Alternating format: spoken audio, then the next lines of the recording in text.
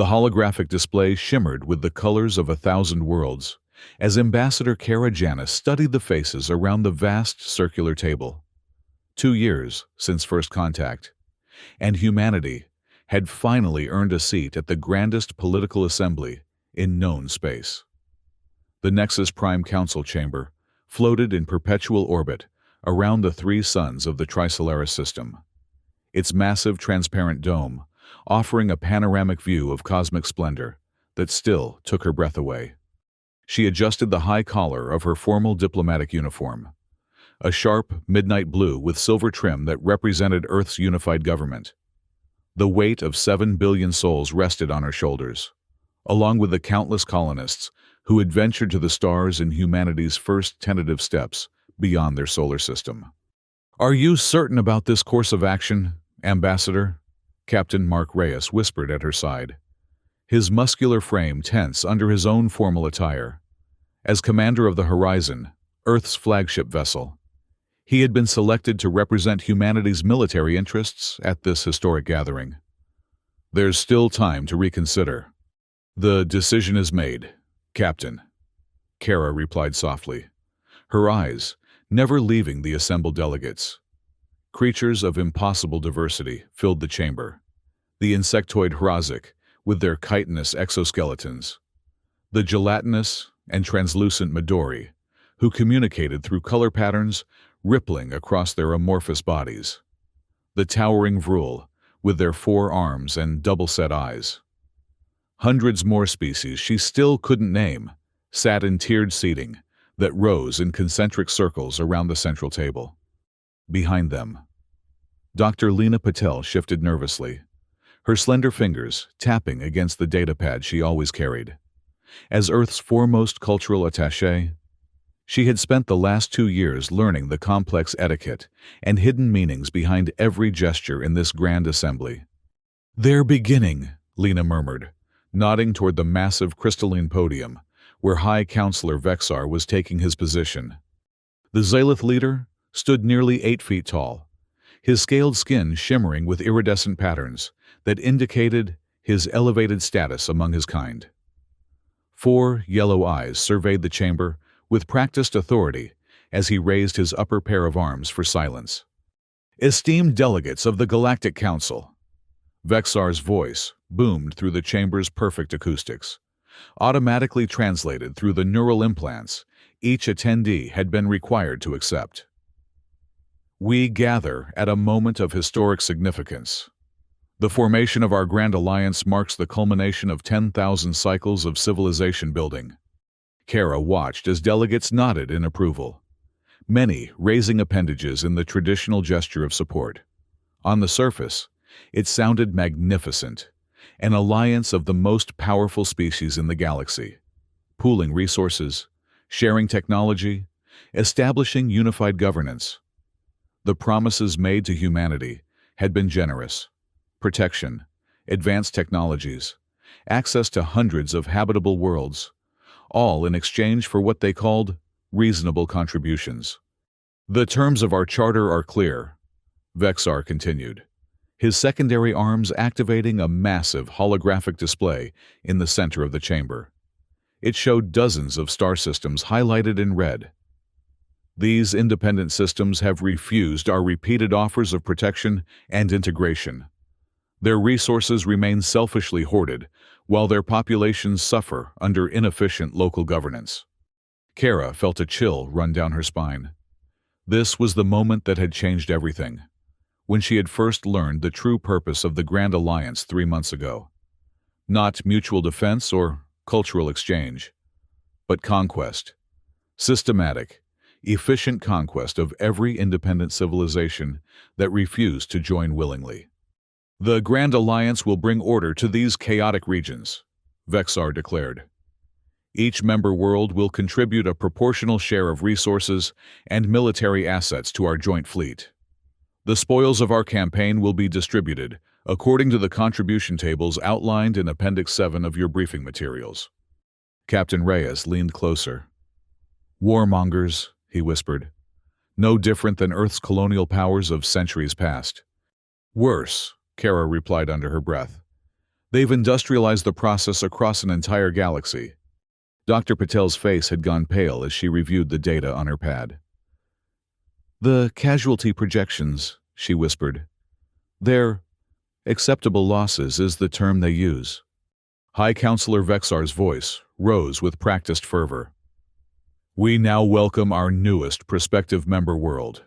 Earth has demonstrated remarkable adaptability and technological innovation despite their limited interstellar experience. Their representatives have studied our charter, and today, they will formally commit their world to our grand purpose. Murmurs rippled through the assembly as all eyes turned toward the human delegation.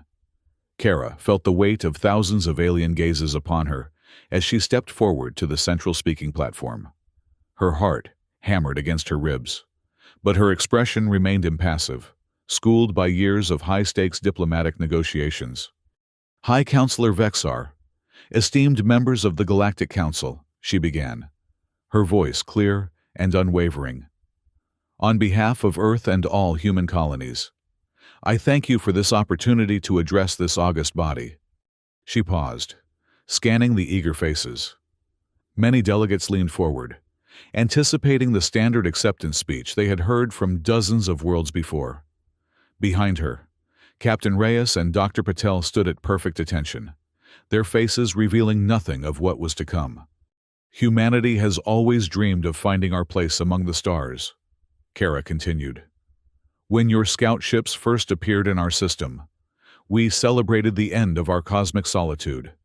The knowledge and technological wonders you have shared with us have accelerated our development by centuries. Nods of approval rippled through the assembly. The Galactic Council prided itself on its generosity toward developing species. Gifts that Kara now understood came with invisible chains of obligation. We have carefully studied your charter, your history, and the structure of the Grand Alliance you propose. We have analyzed the contribution requirements, the military commitments, and the planned campaigns against non-member worlds. High Counselor Vexar's upper right eye twitched slightly, the only sign of his growing unease with the direction of her speech. Kara took a deep breath. After thorough consideration, Earth respectfully declines membership in the Grand Alliance. The chamber erupted in shocked murmurs and outraged exclamations. Several delegates leapt to their feet, gesticulating wildly with various appendages. Vexar's scales flushed a deep crimson as he struggled to maintain his composure. Ambassador Janus, he said, voice tight with controlled fury. Perhaps there has been some misunderstanding of the terms. There is no misunderstanding, Kara interrupted, her voice amplified to cut through the growing chaos. Humanity cannot and will not participate in campaigns of conquest against peaceful civilizations. We withdraw our application for membership, effective immediately. The chamber descended into pandemonium. The Hrazik delegates clicked their mandibles in what Dr. Patel had taught her was extreme agitation. The gelatinous Midori pulsed with angry red patterns. From the upper tiers, the reptilian Sarok delegation hissed their disapproval. High Counselor Vexar slammed all four hands down on the podium, the thunderous impact silencing the chamber. His scales now pulsed with dangerous patterns that even Kara could recognize as barely contained rage. Ambassador Janus, he said, voice dangerously quiet. You seem unaware of diplomatic realities. No world has ever declined membership once invited. The resources already invested in your development create obligations that cannot be simply dismissed. Kara stood her ground. Earth acknowledges your generosity, Counselor. We are prepared to negotiate fair compensation for technologies and knowledge shared. But we will not contribute troops or resources to military actions against independent worlds. Naive, shouted a Vrul delegate from the second tier. They understand nothing of galactic stability. Ungrateful primitives, chittered a Hrazik representative, mandibles clicking rapidly. 2 revolutions around their star since first contact, and they presume to judge policies refined over millennia. Captain Reyes stepped forward, hand instinctively moving toward the ceremonial sidearm that had been prohibited in the chamber. "Ambassador," he muttered. "Security protocol suggests immediate withdrawal." Kara gave a nearly imperceptible nod before addressing the council once more. "Humanity hopes to establish peaceful relations with all worlds represented here, but we will chart our own path among the stars." High Counselor Vexar's upper eyes narrowed to slits, while his lower pair darted to security personnel positioned around the chamber. "Perhaps the human delegation requires time for reconsideration. You may return to your quarters while the council discusses this unprecedented situation." The dismissal was clear, as was the unspoken threat. What had begun as a diplomatic ceremony was rapidly transforming into a hostage situation. "We thank the council for its understanding," Kara replied, with a formal bow that concealed her racing thoughts. "However, we will be returning to our vessel immediately. Earth's decision is final." As if on cue, 6 Horizon Marines in full diplomatic escort gear entered the chamber, forming a protective perimeter around the human delegation. Their presence, unexpected and technically a violation of chamber protocols, sent a clear message that humanity would not be detained. "This is most irregular," Vexar hissed. Scales now pulsing with patterns Dr. Patel had identified as indicators of strategic calculation. "The council session is not concluded." "For Earth, it is," Kara replied simply, then turned her back on the assembled delegates, a shocking breach of protocol that elicited gasps throughout the chamber. The human delegation moved with practiced precision toward the main exit, their marine escorts scanning for threats with professional vigilance. Behind them, the chamber descended once more into chaos as competing factions argued over this unprecedented development. As the massive doors sealed behind them, Captain Reyes activated his secure communicator. "Horizon, this is Reyes. Initiate protocol exodus. Authorization Sierra 9 Delta 4. "Protocol confirmed, Captain," came the immediate response. "Preliminary phase already underway." Kara raised an eyebrow. "Already?" "The moment you said declines membership," Reyes replied with a grim smile. "Admiral Barnes has been preparing for this contingency since we first discovered their true intentions." Dr. Patel hurried alongside them, her fingers dancing across her datapad. "I've just sent the full archive of Council records to Earth Central. Everything we've gathered on their military capabilities, technological vulnerabilities, and political divisions." They reached the docking bay where their shuttle waited, engines already humming with pre-launch preparations. Armed Marines had secured the perimeter, their expressions tense but determined. "They won't let us leave this system without a fight," Reyes warned as they boarded. Kara buckled into her seat, eyes fixed on the view screen, showing the massive Nexus Prime station, slowly rotating against the backdrop of the Trinary star system. "Then, we don't give them the fight they expect." The shuttle detached from the station, accelerating toward the sleek silhouette of the horizon, waiting at the edge of the security perimeter. Behind them, alarm lights began flashing across the station's surface. "Ambassador," the pilot called over his shoulder. "We're receiving multiple demand signals to return to dock. They've deployed intercept vessels." "Maintain course. Maximum acceleration," Kara ordered. "Captain Reyes, I believe this is where your expertise takes precedence over my diplomatic authority." Reyes nodded grimly, opening a direct channel to his ship. "Horizon, activate countermeasure suite Omega. Deploy all decoys. Prepare for emergency translation on my mark." On the view screen, they watched as dozens of small objects launched from the horizon, each immediately projecting holographic signatures that mimicked their shuttle's profile. Simultaneously, electromagnetic pulses scrambled the station's tracking systems. "Primitive but effective," Dr. Patel observed, clutching her datapad to her chest as the shuttle accelerated at forces that strained the inertial dampeners. "Sometimes the old tricks work best," Reyes replied, "especially against adversaries who think they've seen everything." The shuttle slipped past the confused intercept vessels and into the Horizon's main hangar. The moment their craft touched down, the massive starship's engines flared to life. "Translation in 5 seconds," announced the ship's AI. "All personnel secure for dimensional shift." Kara gripped her armrests, as reality itself seemed to bend around them. The Horizon's experimental drive, technology Earth had carefully kept hidden from their galactic benefactors, tore a hole in conventional space. Before the Council's vessels could react, the flagship of humanity disappeared into a dimensional corridor that their sensors couldn't even detect, let alone follow. As the disorienting effects of translation faded, Kara unstrapped herself and moved toward the bridge with Captain Reyes and Dr. Patel close behind. "Status report," Reyes demanded as they entered the command center. "Translation successful, Captain," reported the tactical officer. "We've emerged at the predetermined coordinates. No signs of pursuit." On the main view screen, the familiar blue-white sphere of Earth hung against the blackness of space, seemingly peaceful and unaware of the storm that was about to break across human space. "Open a secure channel to Earth Central," Kara ordered.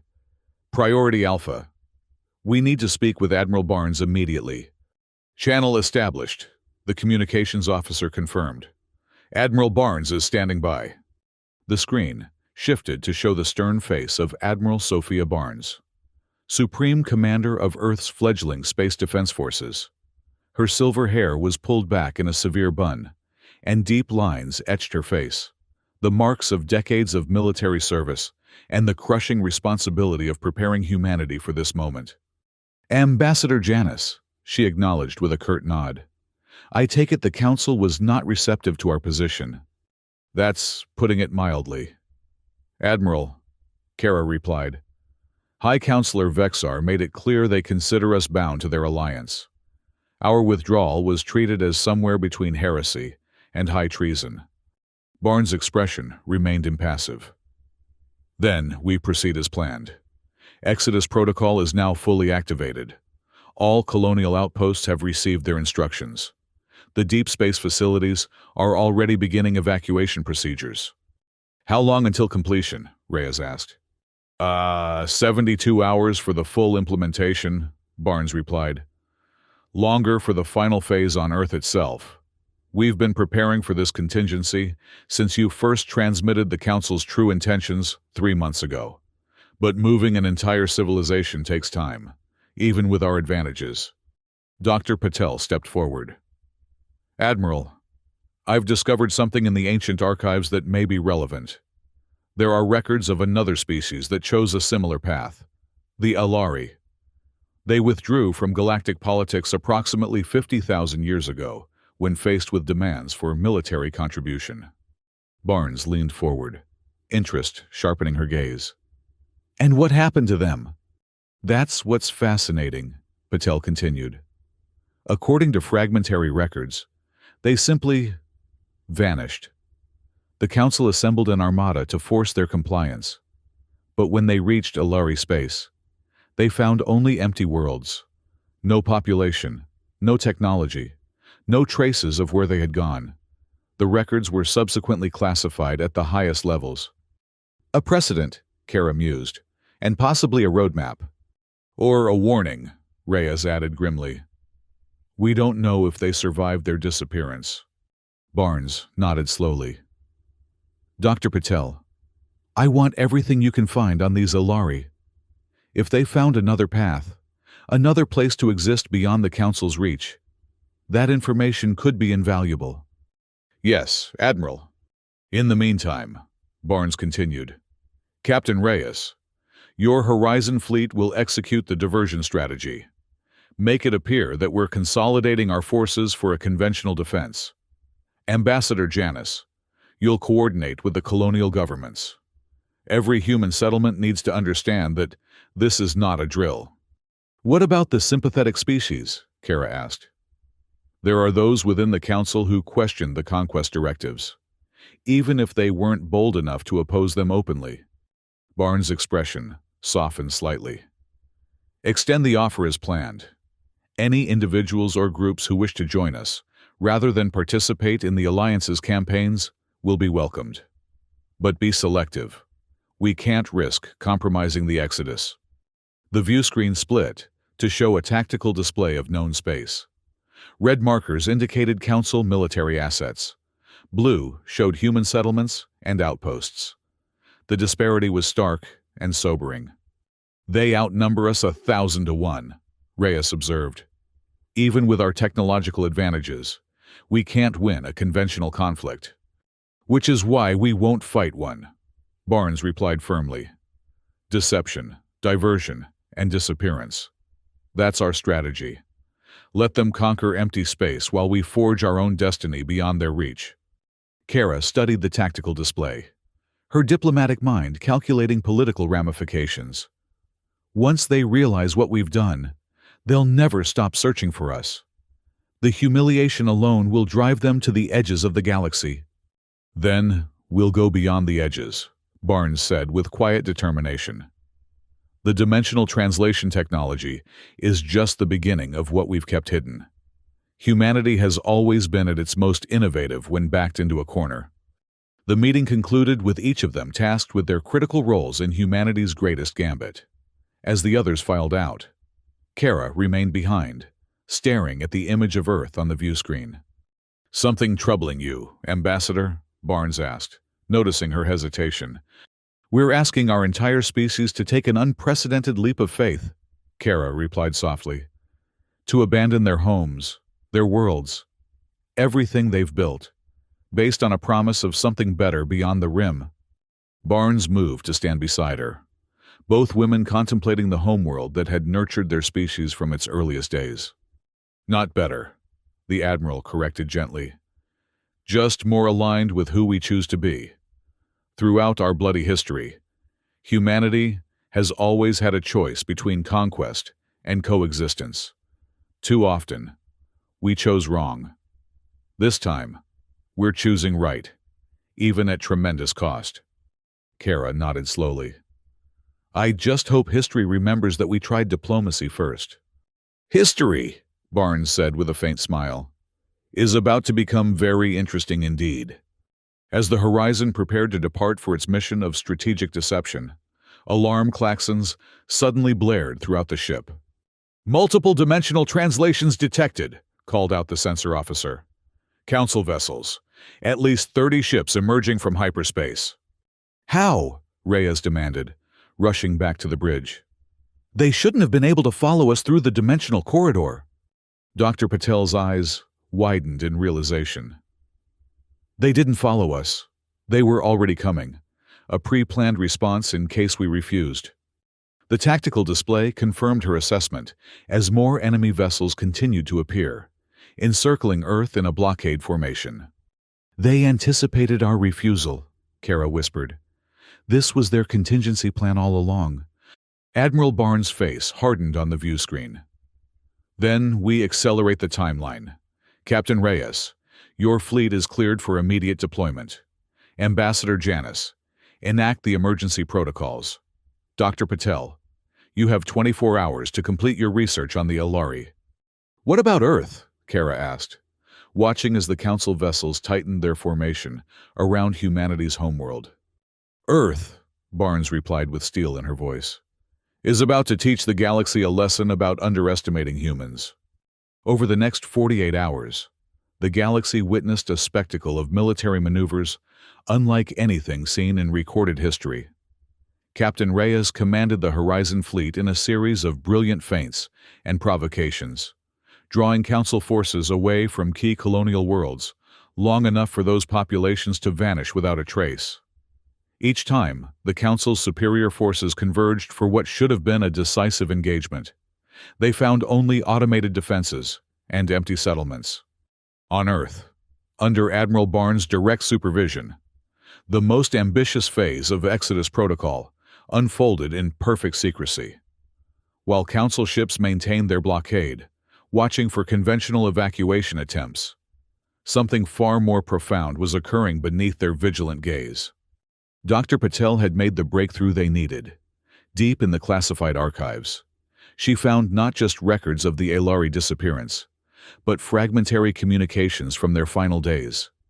The enigmatic species had discovered something beyond conventional reality, what they called the garden between, a dimensional plane where consciousness and technology could blend in ways impossible within normal space-time.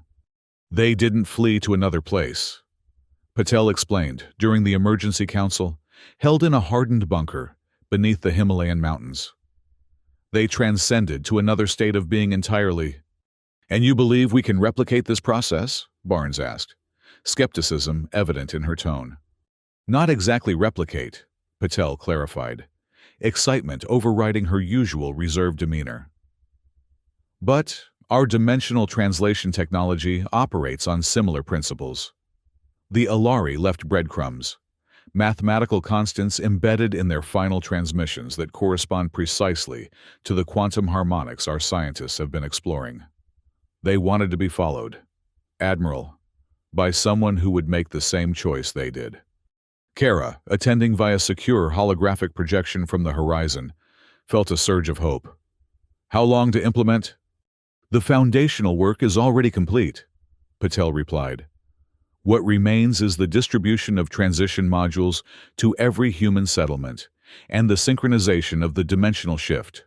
Once initiated, there's no stopping it and no coming back."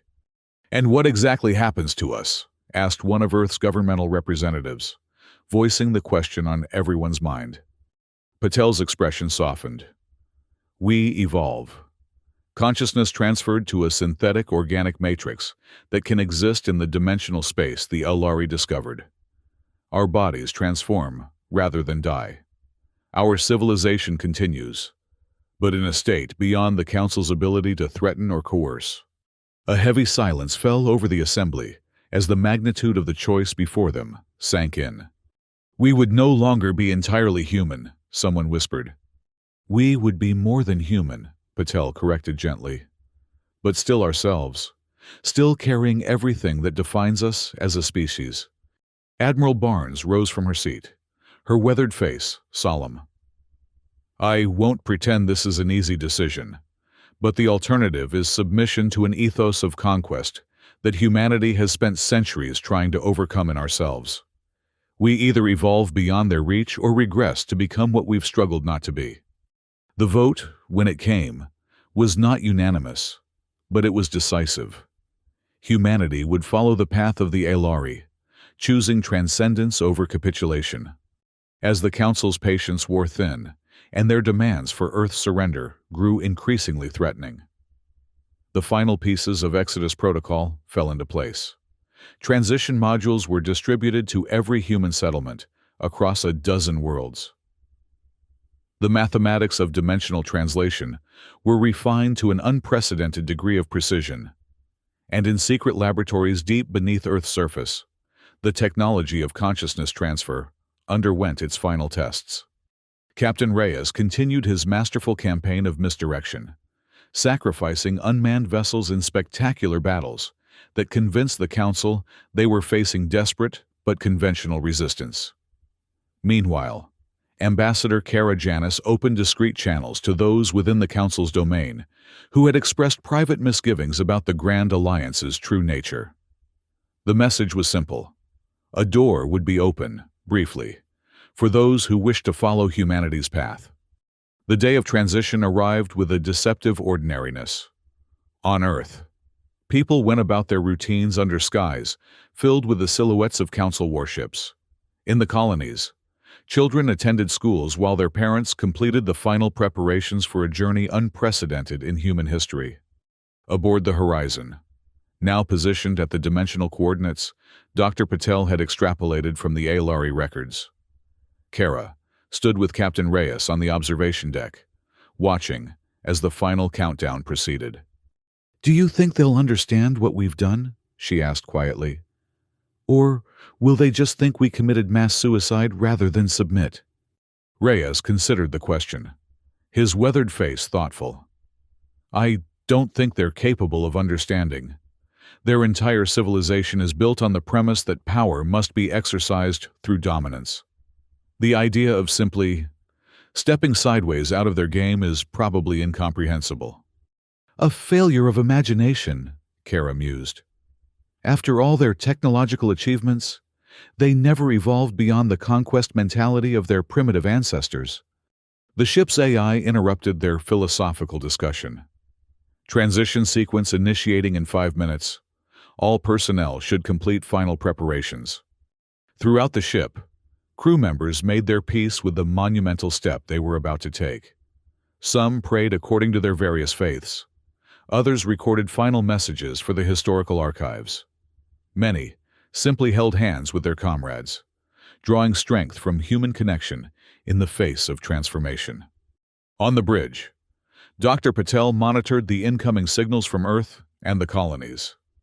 Synchronization at 98% and holding. Admiral Barnes confirms Earth is ready. All Horizon personnel accounted for, Reyes reported. Transition modules active and stable.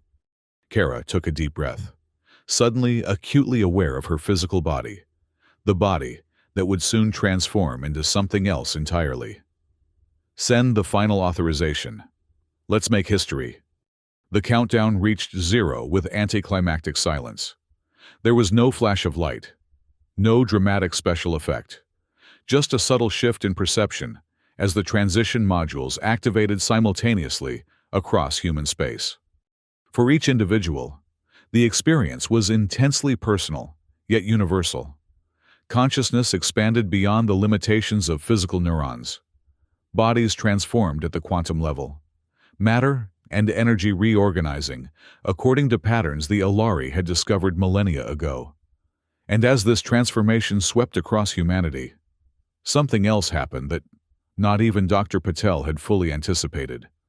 They could see each other, all of them. Not physically, but as interconnected nodes of consciousness within the garden between. 7 billion minds, briefly united in a network of awareness that transcended conventional communication. In that moment of collective cognition, humanity experienced something it had never known before: true unity, without loss of individuality. Then the moment passed, and they settled into their new state of existence. The transition was complete. In normal space, the Council's forces watched in bewilderment as their sensors registered impossible events. Human cities simply ceased to exist, leaving pristine, unoccupied landscapes. Orbital installations dissolved into clouds of inert particles. The entire technological infrastructure that had defined human civilization disintegrated into base elements. On the flagship of the Council Armada, High Counselor Vexar received increasingly frantic reports from his commanders. "They're gone," reported a Hrazik tactical officer, mandibles clicking in agitation. "Every settlement, every outpost, empty. No life signs, no technology signatures, nothing." "Impossible," Vexar hissed, scales shifting to patterns indicating extreme stress. 7 billion beings cannot simply vanish. It must be a deception. Some kind of massive cloaking technology. "Negative, High Counselor," insisted a Midori science officer, its translucent body pulsing with analytical patterns. "We've deployed every detection method in our arsenal. Whatever happened was not concealment. It was genuine absence. They are no longer present in normal spacetime." Vexar turned to stare at the main view screen, where Earth's blue oceans and green continents looked mockingly peaceful. "Land the invasion forces. Search every structure, every underground facility, find them." But the ground forces found only empty buildings, suddenly devoid of occupants. Personal possessions remained in place, as if their owners had simply stepped away for a moment. Food still sat on dinner tables. Vehicles stood abandoned in streets. Yet of the humans themselves, there was no trace. Only a single structure had appeared where none had existed before. A monumental obelisk of unknown material, standing in what had once been the central plaza of Earth's unified government. Inscribed upon it in the languages of every council species were words that would haunt Vexar for the remainder of his existence. "We chose to leave the table rather than play a game with rules we cannot accept. Look for us not in conquest, but in compassion. We will be watching. As the Council's Grand Armada hovered impotently over a planet suddenly devoid of strategic value, the first reports began coming in from deep space patrols. Strange phenomena at the galaxy's edge, impossible readings of dimensional distortions, and most disturbing of all, sightings of lush garden worlds where stellar cartography indicated no planets should exist. For 3 standard cycles, the Council maintained its blockade of human space, desperately searching for some explanation that would fit their understanding of reality. Scientists proposed theories of mass teleportation or collective suicide. Military strategists insisted it must be an elaborate ruse preceding a surprise counterattack. Politicians debated whether to declare victory over a foe that had apparently removed itself from the field of battle. Then came the incidents. A Hrazik colony ship, damaged by an asteroid collision and drifting powerless through an uninhabited system, was mysteriously guided to safety by energy patterns that momentarily took humanoid form. A Midori research vessel, caught in the gravitational death spiral of a collapsing star, was enveloped in a field of protective force that bore the quantum signature of human technology, yet far more advanced than anything they had previously demonstrated. A Vrul passenger liner, attacked by pirates in a lawless sector, watched in awe as the attacking vessels were disabled by invisible forces that left the aggressors unharmed but thoroughly neutralized. In each case, witnesses reported the same message, somehow transmitted directly to their consciousness. We chose compassion. Remember. The Grand Alliance, that ambitious construct of conquest and domination, began to fracture. Worlds that had joined under duress saw in humanity's departure a different path. Species that had harbored private reservations about the campaign of expansion now voiced those concerns openly. And throughout Council space, individuals and groups began disappearing, not in the dramatic fashion of humanity's exodus, but quietly, one ship at a time, heading toward the galactic rim where those strange garden worlds had been sighted. High Counselor Vexar, his political position increasingly precarious, ordered massive fleet deployments to the edge of known space. Their mission was ostensibly to establish a quarantine zone around whatever threat the humans now posed, but in reality, to find and eliminate the evidence of humanity's continued existence. The scout ships never returned. Or rather, they returned changed.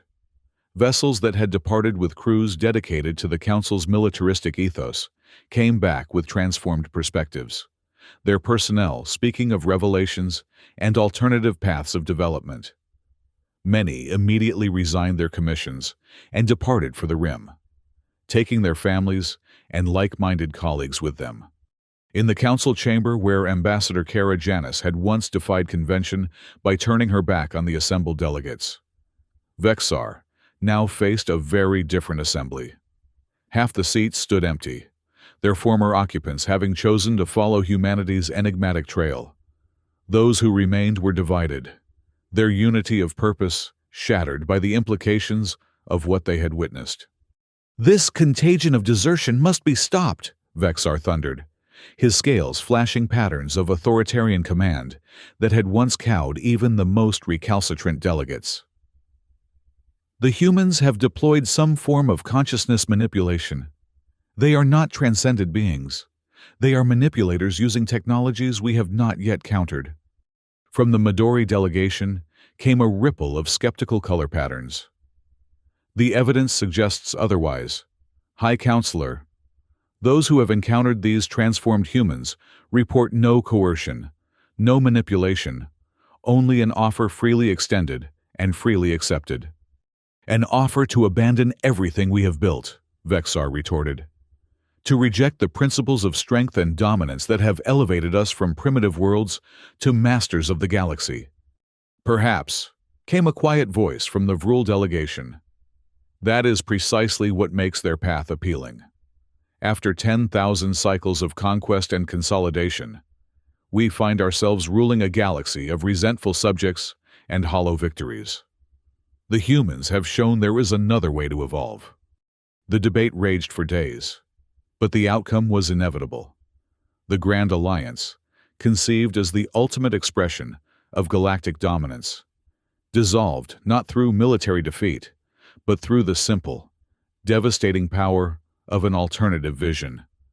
World by world, species by species, individuals chose to follow the path humanity had pioneered. Some, like Vexar and his most dedicated followers, refused to the end.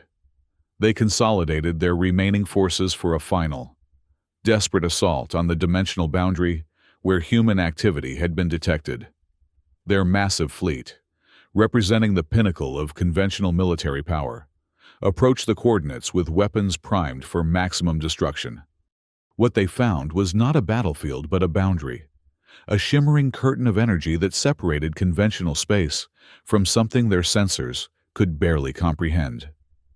And waiting before that boundary was a familiar figure, projected as a hologram of impossible detail and presence. Ambassador Kara Janis, transformed yet recognizable, her consciousness now housed in a matrix of energy and engineered matter that transcended biological limitations. "High Counselor," she greeted him, her voice somehow reaching every ship in his armada simultaneously. "I hoped we might speak one final time." Vexar, watching from his command throne, felt emotions he had spent a lifetime suppressing: fear, uncertainty, and something dangerously close to wonder.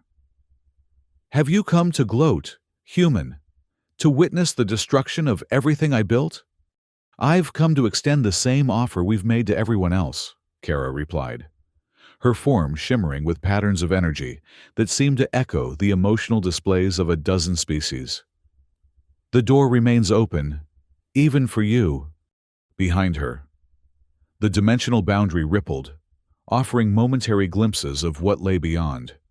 Landscapes of impossible beauty, structures that defied conventional physics, and beings that moved with the freedom of consciousness, liberated from biological constraints. "And if I choose to destroy this doorway instead?" Vexar challenged, even as something within him responded to the vision she offered. "If I order my fleet to fire?" Kara's expression showed only compassion. "Then we will mourn your choice, but respect it. We did not leave to conquer or control. Vexar, we left to become what we believed we could be, without forcing that belief on others." For a long moment, the fate of two civilizations hung in the balance. Then, without a word, Vexar rose from his command throne and walked to the observation deck of his massive flagship. He stared at the shimmering boundary and the transformed human who had once defied him with nothing more than principle and courage. "Show me," he said simply.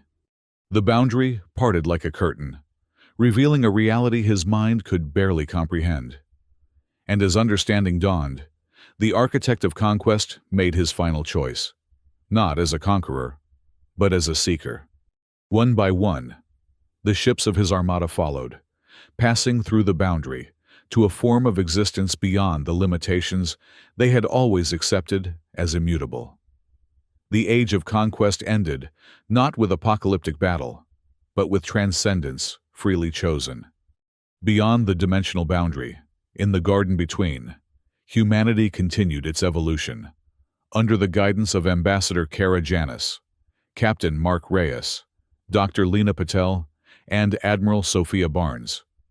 They built not an empire but a communion, a new form of civilization where consciousness could explore potentials previously unimagined. They discovered they were not alone.